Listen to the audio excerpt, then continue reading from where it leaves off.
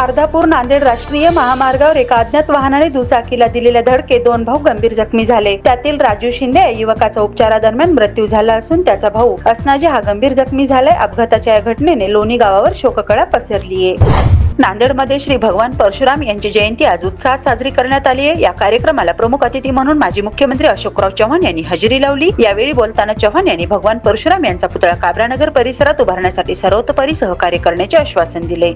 नांदेड शहरातील एका डॉक्टरला मारहाण करून दुचाकी जाळल्याप्रकरणी विमानतळ पोलीस ठाण्यात गुन्हा दाखल करण्यात आलाय। पोलिसांनी आरोपीला अटक केली असून याबाबत डॉक्टर मोहम्मद मेराज खान यांच्या फिर्यादीवरून पुढील तपास सुरू आहे। जुन्या वादातून हा प्रकार घडल्याचे सांगण्यात येते।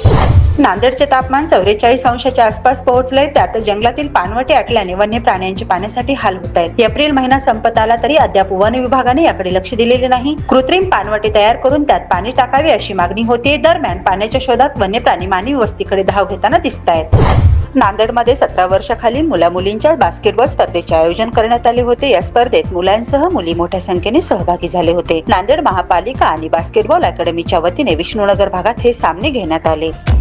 नमस्ते नांदेड, नमस्ते नांदेड, जीवा भावाचं नाव नमस्ते